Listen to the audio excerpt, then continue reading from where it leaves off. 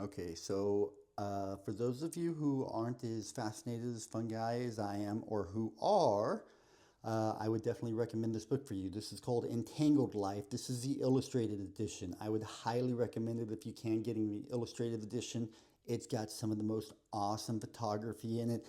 It is by Merlin Sheldrake. Shout out to him. This book is just phenomenal. He did just an excellent job on everything in this book.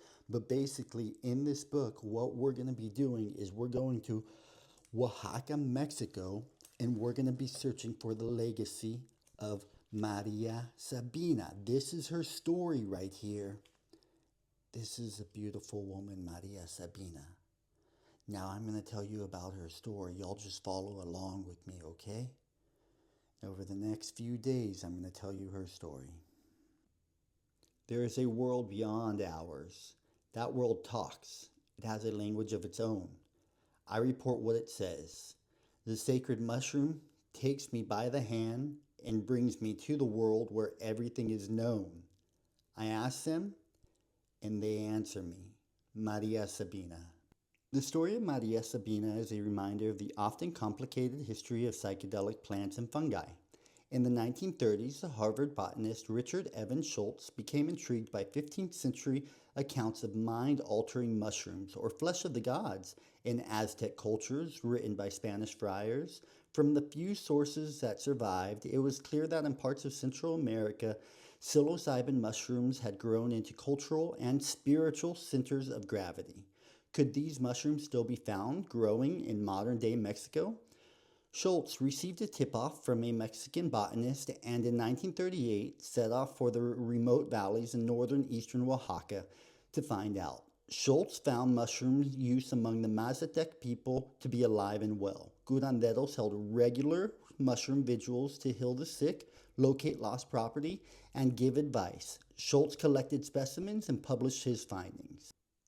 In 1952, Gordon Wasson, an amateur mycologist and vice president of Bank J.P. Morgan, received a letter from the poet and scholar Robert Graves describing Schultz's report. Wasson was fascinated by Graves' news of the mind-altering flesh of the gods and traveled to Huatula de Jimenez in search of the mushrooms.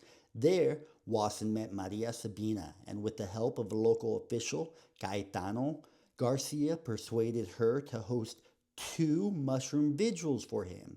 Wasson described his experiences as soul-shattering. In 1957, he published an account of his experience in Life magazine. Wasson's article was a sensation and read by millions. By this time, the mind-altering properties of LSD had been known about for 14 years, and there was an active community of researchers conducting studies into its effects. Nonetheless, Wasson was among the very first accounts of a psychedelic mind-altering substance to reach the general public. Magic mushrooms became a household term overnight.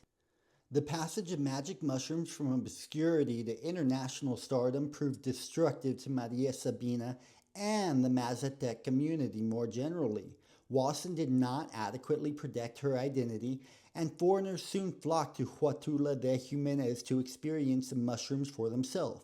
It was an experience with psilocybin mushrooms in Mexico that moved the Harvard academic Timothy Leary to abandon his existing projects and dedicate himself to psychedelic research.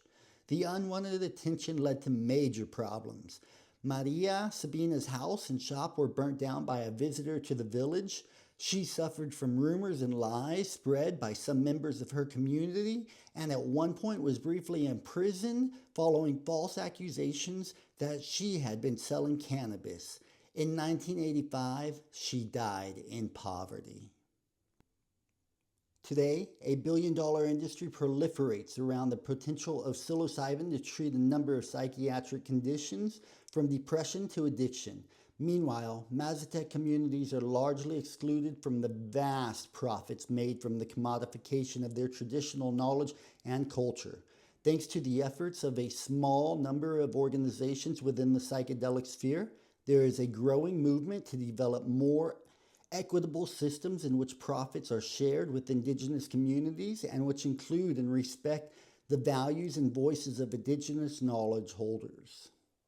That's the story of Maria Sabina.